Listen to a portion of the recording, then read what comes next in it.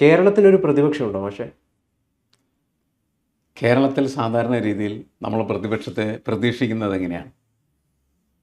ഒരു പക്ഷം ഭരണപക്ഷമായിട്ട് നിൽക്കുകയും മറുപക്ഷം പ്രതിപക്ഷമായിട്ട് നിൽക്കുകയും ചെയ്യുന്നു എന്നുള്ളതാണ്. ഇപ്പോഴത്തെ സ്ഥിതിയിൽ അതിന് വ്യത്യാസം വരുന്നു. കഴിഞ്ഞ തെരഞ്ഞെടുപ്പിൽ തന്നെ അതിന് വ്യത്യാസം വന്നു ശരിക്കും. കാരണം എന്താണെന്ന് വെച്ചാൽ BJP 3 സീറ്റ് നേടി നിയമസഭയിലെത്തിയപ്പോൾ ഞങ്ങളും ഒരു പ്രതിപക്ഷത്തിൻ്റെ ഭാഗമാണ് എന്ന പ്രഖ്യാപനമുണ്ടായി. CPM ആണ് മറ്റ് മുഖ്യ പ്രതിപക്ഷമായിട്ട് നിൽക്കുന്നത്. എന്താ ഇപ്പോഴത്തെ സ്ഥിതി? CPM-നകത്ത് തന്നെ കുറുമുന്നണി. അതുകൊണ്ട് ഗവൺമെൻറ്റിനെതിരെ ഒരു ആരോപണം ഉന്നയിക്കുമ്പോൾ ആ ആരോപണത്തെ റദ്ദ് ചെയ്യുന്നത് അവർ തന്നെയാണ്. അങ്ങനെയാണ് പ്രതിപക്ഷം എന്ത് ചെയ്യുന്നത്? പ്രതിപക്ഷത്തിൻ്റെ റോളിനെ റദ്ദ് ചെയ്യുന്ന രീതിയിലേക്ക് മാറും. ഇപ്പോൾ പ്രതിപക്ഷമില്ല എന്ന് പറയാം. എന്നാൽ ആ സ്ഥാനത്തേക്ക് BJP കയറിയോ എന്ന് ചോദിച്ചാൽ ഇല്ല. കാരണം എന്താണ്? BJP കാര്യത്തിൽ നിശബ്ദമായിരുന്നു. വിഴിഞ്ഞ സംഭവമാണ് ഞാൻ പറയുന്നത്. ഇപ്പോൾ വിഴിഞ്ഞ സംഭവത്തിനകത്ത് ഒരു അഭിപ്രായം പ്രതിപക്ഷ നേതാവ് പറയുന്നു. പ്രതിപക്ഷ നേതാവിൻ്റെ പാർട്ടിക്കാർ പറയുന്നു അതൊക്കെ അബദ്ധങ്ങളാണ് എന്ന് പറയുന്നു. അങ്ങനെയാണ് പ്രതിപക്ഷം എന്ന് പറയുന്നത് റദ്ദ് ചെയ്യപ്പെടുന്ന അവസ്ഥയിലെത്തുന്നത്. ഈ വിഷയം ഇതല്ല വേറൊരു വിഷയമായിരുന്നു ചിലപ്പോൾ എന്ത് ചെയ്യുമായിരുന്നു? ഇത് ആരേറ്റെടുക്കുമായിരുന്നു? BJP ഏറ്റെടുക്കുമായിരുന്നു. ഇവിടെ BJP അത് ഏറ്റെടുക്കുന്നില്ല. കാരണം എന്താണ്? BJP-യുടെ ആളാണ് അദാനി. BJP ലോകം മുഴുവൻ കൊണ്ടു നടക്കുകയാണ് അദാനിയാണ് BJP-യുടെ ഫണ്ട് റൈസർ എന്ന് പറഞ്ഞത്. അപ്പോൾ BJP സ്വാഭാവികമായിട്ടും അദാനിയെ സഹായിക്കുന്ന നിലപാടാണ് എടുക്കുന്നത്. അതുകൊണ്ട് പ്രതിപക്ഷത്തിൻ്റെ ഒരു റോളും ഇവിടെ ഇല്ല എന്നുള്ളതാണ് ഈ വിഷയത്തിൽ. ഓരോ വിഷയത്തിലും മാറ്റം വരും. അല്ല, അത് ശരിയാണ്. പക്ഷേ മൊത്തത്തിൽ കേരളത്തിലൊരു പ്രതിപക്ഷമുണ്ടോ? കാരണം നമുക്കറിയാം, ഈ രണ്ടാം പിണറായി സർക്കാർ അന്ന് ഭരണത്തെക്കാൾ കൂടുതൽ ആളുകൾ ഇഷ്ടപ്പെട്ടത് പ്രതിപക്ഷത്തെയായിരുന്നു. നിലവിൽ സാധാരണ രീതിയിൽ പ്രതിപക്ഷത്തെ ജനം ഇഷ്ടപ്പെടേണ്ടതാണ്. പക്ഷെ ഇവിടുത്തെ പ്രതിപക്ഷത്തെ വെറുക്കുകയാണ്. അവർ ഉന്നയിക്കുന്ന വിഷയങ്ങളിൽ ജെനുവിനിറ്റി ഇല്ല, അത് വെറുതെ കേവലം ആരോപണങ്ങൾ മാത്രമാണ് എന്നുള്ള രീതിയിലേക്ക് മാറിത്തീരുകയാണ്. അതുകൊണ്ടാണ് ചോദിച്ചത്, CPM എന്ന് പറയുന്ന പ്രതിപക്ഷത്തിന് എന്തെങ്കിലും പ്രസക്തി നിലവിൽ കേരളത്തിലുണ്ടോ? കേരളത്തിൽ CPM മനസ്സിലാക്കേണ്ടതെന്ന് വെച്ചാൽ CPM-നെ ഉപേക്ഷിച്ച കേരളമാണ് കേരളം. അതുകൊണ്ടാണ് അവർ നല്ല രീതിയിൽ തോറ്റുപോയത്. അങ്ങനെ തോറ്റുപോയ ഒരു പാർട്ടി എന്ത് ചെയ്യണം? വളരെ പക്വതയോടെ കാര്യങ്ങൾ മനസ്സിലാക്കി പ്രതിപക്ഷത്തിൻ്റെ റോളിലേക്ക് ഉയർന്നു വരാനായിട്ട് ശ്രമിക്കണം. ഇവിടെ വിഷയം എന്താണ്? ഇവിടെ ഒരു വിഷയം വരുന്ന സമയത്ത് അതൊക്കെ തന്നെ ആരെ കൊണ്ടുവന്നാണ്? അത് ഇവർ ഭരണപക്ഷമായിരുന്ന സമയത്ത് കൊണ്ടുവന്ന വിഷയങ്ങളാണ്. ആ വിഷയത്തിനെതിരെ ഒരു മുന്നേറ്റം നടത്താൻ അതുകൊണ്ട് അവർക്ക് കഴിയാതെ പോകും.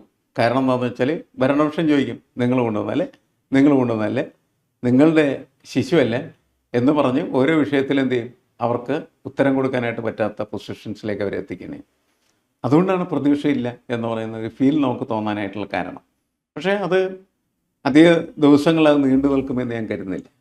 കാരണം എന്ന് വെച്ചാൽ പഴയ സർക്കാരിൻ്റെ പ്രേതം ഇപ്പോഴും എന്ത് ചെയ്തുകൊണ്ടിരിക്കുകയാണ്? ഇവിടെ ചുറ്റി കളിച്ചുകൊണ്ടിരിക്കുകയാണ്. പ്രേതം ഉണ്ട്. ആ പ്രേതത്തെ ജനം വെറുക്കുന്നുണ്ട്, വല്ലാതെ വെറുക്കുന്നുണ്ട്. പ്രതിപക്ഷ നേതാവിനെയും ജനം വെറുക്കുന്നുണ്ടെന്നാണ് നമ്മൾ മനസ്സിലാക്കുന്നത്. അല്ല, പ്രതിപക്ഷ നേതാവിൻ്റെ സാധാരണ രീതിയിൽ എന്താ ചെയ്യണത്? ഭരണ കക്ഷിയുടെ പ്രതീകമായി മുഖ്യമന്ത്രിയായി നിൽക്കുന്ന ഒരാൾക്കെതിരെ ജനങ്ങളുടെ വെറുപ്പ് ഉയർന്നുണ്ട് എന്ന് കണ്ടാൽ പിന്നീട് എന്ത് വേണം? അദ്ദേഹത്തിന് പകരം വേറൊരാളെ വെക്കണ്ടേ? വേണം. തീർച്ചയായും. അങ്ങനെ വേറെ ആളെ വെക്കുമ്പോൾ മാത്രമാണ് ഇതൊരു സൈക്കോളജിക്കൽ പ്രോബ്ലമാണ് ശരിക്കും പറഞ്ഞത്. മനഃശാസ്ത്രപരമായി ഇദ്ദേഹത്തെ പിണറായി വിജയനെ എതിർത്ത ആളുകൾ പെട്ടെന്നൊരു ദിവസം കയറി പിണറായി വിജയനെ സ്നേഹിക്കും എന്ന് കരുതാൻ പാടില്ല. അതിനാണ് സാധാരണ രീതിയിൽ എന്ത് ചെയ്യുന്നത്? ആളുകളെ മാറ്റിക്കൊണ്ടുവരുന്നതിൻ്റെ കാരണം എന്താണ്? ഒരു നേതാവിനെ ഇഷ്ടമില്ല എന്ന് ആണ് വരുന്നതെങ്കിൽ വേറൊരു നേതാവിനെ വെച്ച് നോക്കണം. അയാളെ ചിലപ്പോൾ ഇഷ്ടമില്ല എന്ന് പറഞ്ഞേക്കാം. അപ്പം മറ്റൊരാൾ ജനങ്ങൾ ഇഷ്ടപ്പെടുന്ന നേതാവിൻ്റെ കൂടെ മാത്രമേ ജനങ്ങൾ എന്ത് ചെയ്യുള്ളൂ? നിൽക്കുകയുള്ളൂ. അത് ചിലപ്പോൾ തെറ്റായിരിക്കാം, ചിലപ്പോൾ ശരിയായിരിക്കാം. ജനങ്ങളെ സംബന്ധിച്ചിടത്തോളം അവരുടെ ഒരു വിശ്വാസവും അവരുടെ ആരാധനയുമൊക്കെ രൂപപ്പെട്ടു വരുന്നത് അവരങ്ങനെ പ്രതീക്ഷിക്കുന്നതുകൊണ്ടാണ്. ഫലത്തിൽ ചിലപ്പോൾ ഇത് തെറ്റാണെന്ന് പിന്നീട് തെളിയും. അപ്പോഴാണ് പിന്നെ എന്ത് ചെയ്യുന്നത്? ആ നേതാവിനെ ജനങ്ങൾ ഉപേക്ഷിക്കും. ഇവിടെ എന്താ പ്രശ്നം എന്ന് വെച്ചാൽ CPM എന്താ ചെയ്ത്? CPM എന്താ ചെയ്തതെന്ന് വെച്ചാൽ വളരെ അശാസ്ത്രീയമായിട്ടുള്ള രീതിയിൽ പൊളിറ്റിക്കൽ പൊസിഷനിങ് നടത്തി എന്നുള്ളതാണ്. യഥാർത്ഥത്തിൽ അവർ ചെയ്യേണ്ടിയിരുന്നത് 2 വട്ടം മുഖ്യമന്ത്രിയായി കേരളത്തിൽ ഒരു പ്രത്യേക ചരിത്രം നിർമ്മിച്ച പിണറായി വിജയനെ വളരെ ആദരവോടുകൂടി ഈ തിരഞ്ഞെടുപ്പിൽ മത്സരിപ്പിക്കാതെ പറഞ്ഞു വിടണമായിരുന്നു. ശരിക്കും പാർട്ടി ചെയ്യേണ്ട കാര്യമാണ്. പാർട്ടി അത് ചെയ്തില്ല. പറഞ്ഞു വിടേണ്ടെന്ന് വെച്ചാൽ എല്ലാ മനുഷ്യർക്കും വിട പറയേണ്ടി വരും. വിട പറയാതെ മനുഷ്യന് ഈ ഭൂമത്തിൽ ജീവിക്കാൻ പറ്റും? മരിച്ചു പോകാനുള്ള മരണം വരെ ഒരാളെ കസേരയിലിരുത്തലല്ല പ്രധാനപ്പെട്ട കാര്യം. പറഞ്ഞു വിടേണ്ട സമയത്ത് ഇപ്പോൾ നമ്മൾ ഫുട്ബോൾ കളിയുടെ ആരവത്തിലാണ്. എത്രയോ നേതാക്കൾ ഇപ്പോൾ അവിടെ പിരിഞ്ഞു പോയി കഴിഞ്ഞിരിക്കുന്നു. റൊണാൾഡോ പോയില്ലേ, നെയ്മർ പോയില്ലേ, പോകേണ്ടവരൊക്കെ അല്ല, അവരൊക്കെ ഇങ്ങനെ അവർ പോകേണ്ട സമയത്ത് അവർ പിരിഞ്ഞു പോകുന്നു. പുതിയ ആളുകൾ വരികയോ വരാതിരിക്കുകയോ ചെയ്തിട്ട് അങ്ങനെ ശരിയായിട്ടുള്ള രീതിയിൽ ഇദ്ദേഹത്തെ പറഞ്ഞു വിടുകയും പകരം അവർക്ക് വേണമെങ്കിൽ എന്ത് ചെയ്യാമായിരുന്നു, ശൈലജ ടീച്ചറെ തന്നെ മുന്നോട്ട് വെക്കുകയും അവരെ പ്രതിപക്ഷ നേതാവാക്കി കൊണ്ടുവരികയും ചെയ്തിരുന്ന വ്യത്യാസം വരികയായിരുന്നു. കാരണം മുഖം മാറി, ഒരു ഫ്രഷ്നെസ് ഉണ്ടാവും. ഒരു ഫ്രഷ്നെസ് തന്നെ. വേറൊരാൾ വരികയാണ്, അവരെ ഇഷ്ടപ്പെടാനായിട്ടുള്ള സാധ്യത കൂടുതലാണ്. ഇതങ്ങനെയല്ല, വെറുക്കപ്പെട്ടിരിക്കുന്ന ഒരു മുഖത്തെ വീണ്ടും കൊണ്ടുപോയി തേച്ച് മിനിക്ക് നിങ്ങൾ വെക്കുകയാണ്. അത് എത്ര തേച്ചിട്ട് മിനുങ്ങുന്നില്ല എന്നാണ് ജനം പറയുന്നത്. കഴിഞ്ഞ ദിവസം മാധ്യമപ്രവർത്തകരോട് പിണറായി വിജയൻ ക്ഷുഭിതനായി.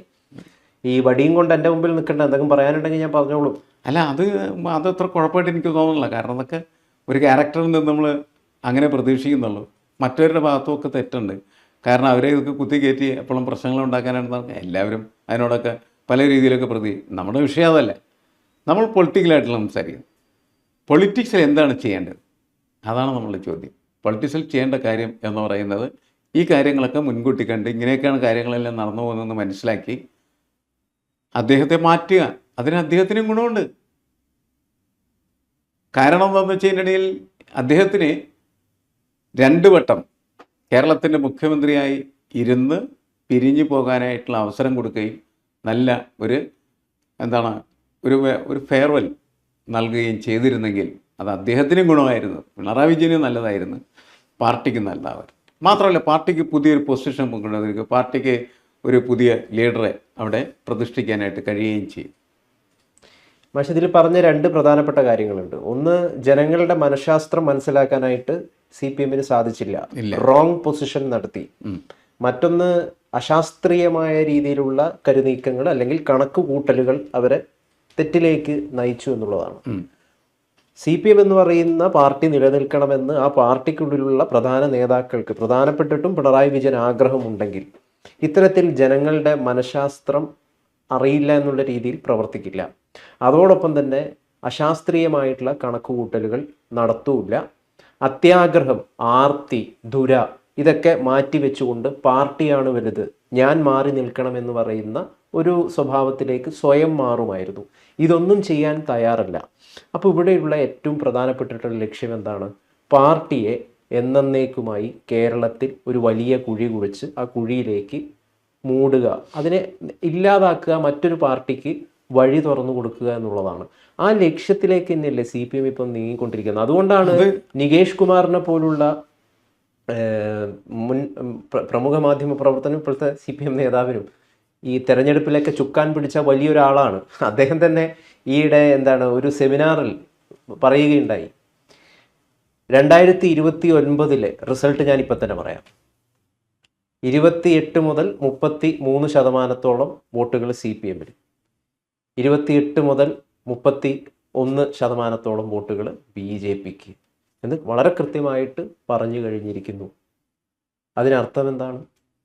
നമ്മളതിനകത്ത് ശ്രദ്ധിക്കേണ്ട കാര്യം, നികേഷ് കുമാറിനതൊക്കെ പറയാം, നമ്മൾ ഒരു പൊളിറ്റിക്സ് ഡിസ്കസ് ചെയ്തുകൊണ്ടിരിക്കുകയാണ്.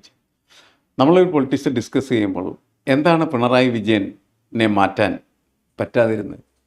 പിണറായി വിജയനെ മാറ്റാൻ പറ്റാതിരുന്നത് പാർട്ടി വന്ന് ചെന്ന് പെട്ടിരിക്കുന്ന അപകടകരമായ ഒരു സ്ഥിതിവിശേഷം കൊണ്ടാണ്. പിണറായിയാണ് പാർട്ടി എന്ന് പിണറായി ധരിച്ചു എന്നുള്ളത് ശരിയാണ്. പിണറായി ഒപ്പം തന്നെ പാർട്ടിക്കകത്തുള്ള പ്രമുഖരായിട്ടുള്ള എല്ലാ നേതാക്കളും അതങ്ങ് സമ്മതിച്ചു കൊടുത്തു. അങ്ങനെ സമ്മതിച്ചു കൊടുത്തതിൻ്റെ ഫലമായിട്ടാണ് നേരത്തെ ഈ തിരുവാതിര കളിയുണ്ടായ സമയത്ത് പോലും അത് കണ്ട് താളം പിടിച്ചിരുന്ന നേതാവായിരുന്നു MA ബേബി എന്നുള്ള കാര്യം മനസ്സിലായി. എല്ലാ ആൾക്കാരും അങ്ങനെ ഇദ്ദേഹത്തിൻ്റെ വാഴ്ത്തുപാട്ടുകാരായി മാറി എന്നുള്ളതാണ്. അപ്പോൾ സ്വാഭാവികമായിട്ട് എന്ത് സംഭവിക്കുന്നു, ഇത് ശരിയല്ലല്ലോ എന്ന് പറയാൻ ഒരാളില്ലാത്ത സ്ഥിതി വരും. അപ്പോൾ ജനങ്ങളുടെ സൈക്കോളജി പിണറായി വിജയന് മനസ്സിലായില്ല എന്ന് നമുക്ക് വേണേൽ പറയാം. പിണറായി വിജയൻ അതൊക്കെ നേരത്തെ മനസ്സിലായിരുന്നെങ്കിൽ പിണറായി വിജയൻ എന്ത് ചെയ്യുമായിരുന്നു, അതിനനുസരിച്ച് കാര്യങ്ങളൊക്കെ നീക്കുമായിരുന്നു. കാരണം എന്ന് വെച്ചാൽ പാർട്ടിയെ സ്നേഹിക്കുന്ന ഒരാളാണ് എങ്കിൽ അയാൾ ചെയ്യേണ്ടത് എന്താണ്, ഈ പാർട്ടി എങ്ങോട്ടാണ് പോയിക്കൊണ്ടിരിക്കുന്നത് എന്ന് പരിശോധിക്കുകയും പാർട്ടി പോകുന്നത് അപകടത്തിലേക്കാണെന്ന് മനസ്സിലാക്കി കഴിഞ്ഞാൽ അത് തിരുത്താനായിട്ടുള്ള ശ്രമം അദ്ദേഹത്തിൻ്റെ ഭാഗത്തുനിന്ന് ഉണ്ടാവേണ്ടത് ആവശ്യമില്ല. അതുണ്ടായില്ല, അതല്ല പ്രശ്നം. LDF അല്ലാതെ മറ്റാരുണ്ട് എന്ന് പറയുന്ന ആ ഫാസിസ്റ്റ് സ്വഭാവത്തിലുള്ള മുദ്രാവാക്യം അതായിരുന്നു തെരഞ്ഞെടുപ്പ് പ്രചരണത്തിലെ മെയിൻ മുഖമുദ്ര എന്ന് പറയുന്നത്. രാജീവ് പറഞ്ഞു അത് തെറ്റാണ്, അത് തെറ്റായിപ്പോയി, അത് സ്വീകരിച്ചില്ല ജനമെന്ന്. ആരാണ് ഇത്തരത്തിൽ ജനങ്ങളുടെ മനഃശാസ്ത്രം മനസ്സിലാക്കാതുള്ള മുദ്രാവാക്യം നൽകുകയും ഈ രീതിയിലുള്ള ഒരു ഡിസ്കഷനുകളും അതിൽ രൂപപ്പെടാതിരിക്കുകയും അത് അംഗീകരിക്കപ്പെടുകയും ചെയ്യുന്നത് എന്നുള്ളതാണ്. ഈ മുദ്രാവാക്യം കൊണ്ടുവരുമ്പോൾ രാജീവ് എന്ത് പറയണമായിരുന്നു, ഇതിന് ഇന്ന പ്രശ്നങ്ങളുണ്ടെന്നുള്ളത് അന്ന് പറയണമായിരുന്നോ? അന്ന് അയാൾ പറഞ്ഞില്ല. പറയാൻ സ്വാതന്ത്ര്യമുണ്ടോ? അല്ല, അയാൾ ആരാണ്? അയാൾ സെക്രട്ടേറിയറ്റ് മെമ്പറല്ലേ? പക്ഷേ ഇപ്പം ഞാൻ പറയട്ടെ, സെക്രട്ടേറിയറ്റ് മെമ്പറുടെ ജോലി എന്താണ്? അവിടെ പോയിരുന്നു സെക്രട്ടേറിയറ്റ് കൂടുന്ന സമയത്ത് ചായ കുടിച്ച് വീട്ടിൽ പോയാലാണ് ജോലി. ഇത്തരം കാര്യങ്ങൾ പറയലാണ് പ്രധാനപ്പെട്ട ജോലി. ഈ പാർട്ടി എന്ന് പറഞ്ഞാൽ ഒരാളുടെ പാർട്ടി അല്ലല്ലോ ഇത് കൂട്ടായി തീരുമാനമെടുക്കുന്ന ഒരു പാർട്ടിയാണ്. അതുകൊണ്ടാണ് തെരഞ്ഞെടുപ്പിൽ പാർട്ടി തോറ്റു കഴിഞ്ഞാൽ പാർട്ടി സെക്രട്ടറി രാജിവെക്കേണ്ടതില്ല ഇതിനകത്ത്. കാരണം അത് അയാളുടെ ഉത്തരവാദിത്വമല്ല. പാർട്ടിക്ക് പൊതുവായിട്ടുള്ള കൂട്ടുത്തരവാദിത്വമാണുള്ളത്. ആ കൂട്ടുത്തരവാദിത്വത്തിൻ്റെ ഭാഗമാണ് ഇത്തരം മുദ്രാവാക്യങ്ങൾ സ്വീകരിക്കുന്ന സമയത്ത് സംഭവിക്കുന്നത്. അന്നൊന്നും പറയാതെ ഇപ്പം എന്തിനാണ് വിളിച്ചു പറയണത്? എനിക്ക് കാരണമുണ്ട്. പക്ഷേ അന്ന് ഭയമാണ്. അന്ന് ഒരാളുടെ പാർട്ടിയായിരുന്നു, ഒരാളുടെ മാത്രം ഡിസിഷൻസ് മാത്രമേ അപ്രൂവൽ ആക്കപ്പെടുമായിരുന്നുള്ളൂ. ഇന്ന് അങ്ങനെയല്ല. ഇന്ന് ആ രാജാവ് തോറ്റു തുന്നമാടി ഇരിക്കുകയാണ്. അതിൻ്റെ ഒരു സ്വാതന്ത്ര്യം പല നേതാക്കളും അനുഭവിക്കുന്നുണ്ട്. അതുകൊണ്ടാണ് ഒരു വിഷയത്തിൽ പല അഭിപ്രായങ്ങളും ഉയരുന്നത്. അത് ഞാൻ വ്യക്തിപരമായിട്ടൊരു നല്ല പ്രവണതയായിട്ടാണ് കാണുന്നത്. കാരണം പിണറായി പറയുന്നത് മാത്രമല്ല ഐക്യം എന്നാണ് നിലവിൽ CPM പല നേതാക്കളും പറഞ്ഞുകൊണ്ടിരിക്കുന്നത്. പിണറായി പറയുന്നത് മാത്രമല്ല ഐക്യം. അതെ, പിണറായി മാത്രമല്ല പാർട്ടി എന്നവർ പറയണം. നേരത്തെ പറയേണ്ടതാണ്. നമ്മളതൊക്കെ പുറത്തിരുന്ന് പറഞ്ഞിരുന്നതാണ്. അവർക്കത് പറയാമായിരുന്നു. അപ്പോൾ അവരെന്ത് ചെയ്യുന്നു വെച്ചാൽ അധികാരം കിട്ടാനും ആ അധികാരം നിലനിർത്താനും വേണ്ടിയിട്ട് പിണറായി വിജയന് സ്തുതി പാടിക്കൊണ്ടിരുന്നു. ഇവർ സ്തുതി പാടകരാണ്. ഇവരെ സൂക്ഷിക്കണം. കാരണം എന്താണ്, സ്തുതിപാഠകന്മാർ ഒരു കാലത്തും പൊതുസമൂഹത്തിന് വേണ്ടിയുള്ള പ്രവർത്തനങ്ങളിൽ ആമഗ്നരാവില്ല, ആത്മാർത്ഥത കാണിക്കില്ല. അവൻ്റെ കാര്യമാണ് പ്രധാനപ്പെട്ടത്. അവൻ്റെ കാര്യത്തിന് വേണ്ടിയാണ് അവരെന്ത് ചെയ്തത്, സ്തുതി പാടിയത്. ഈ ഒരാളെയല്ലേ ഞാൻ പറയുന്നത്, എല്ലാവരും. ഇവന്മാരെങ്ങനെ രക്ഷപ്പെടാൻ? സ്വന്തം അധികാരത്തിനും സിംഹാസനത്തിനും വേണ്ടിയിട്ട് മാത്രം സ്തുതിപാഠനം നടത്തിയവൻ ആ അധികാരി ദുർബലനായി കട്ടിലിൽ കിടക്കുന്ന സമയത്ത് എതിർത്തിട്ട് എന്താ കാര്യം? അപ്പോൾ അവരെയൊക്കെ സൂക്ഷിക്കാമെന്ന് മാത്രമേ പറയാനുള്ളൂ. ഇവരെ സൂക്ഷിക്കണം, ഇങ്ങനെ ഇപ്പോൾ സംസാരിക്കുന്ന ആൾക്കാരെ. കാരണം അവരവരുടെ കാര്യത്തിന് വേണ്ടി മാത്രമാണ് ഇപ്പോഴും സംസാരിക്കുന്നത് എന്നാണ് നമ്മൾ മനസ്സിലാക്കേണ്ടത്. എന്തായാലും വ്യത്യസ്തമായിട്ടുള്ള അഭിപ്രായങ്ങൾ ഉയർന്നു വരുന്നതിന് നമ്മൾ സ്വീകരിക്കണം. എന്തായാലും പ്രതിപക്ഷത്തിന്റെ സ്ഥാനത്തേക്ക് ഉയരാനായിട്ട് CPM സാധിക്കുന്നില്ല എന്ന് പറയുന്ന ഒരു കാര്യമുണ്ട്. ജനങ്ങൾ വെറുത്ത ഒരു മുഖമാണ് പ്രതിപക്ഷ നേതാവ് എന്ന നിലയിൽ അവിടെ ഉള്ളത് എന്നുള്ളത് വലിയ പ്രതിസന്ധിയാണ്. അല്ല, അതൊക്കെ അവർ തിരുത്തട്ടെ. അല്ലെങ്കിൽ അവരെല്ലാവരും കൂടി കൂട്ടായിട്ട് അദ്ദേഹത്തിൻ്റെ കൂടെ പോകട്ടെ. ഇവിടെ CPM പ്രതിപക്ഷം അല്ലെങ്കിൽ പിന്നെ വേറെ പ്രതിപക്ഷം കയറി വരില്ല, BJP കയറി വരില്ല അല്ലേ? ഏതെങ്കിലും ഒരു പ്രതിപക്ഷത്തിന് സാധ്യതയുണ്ട്. അത് CPM വേണോ BJP വേണോ എന്ന് തീരുമാനിക്കുന്നത് CPM ആണ്.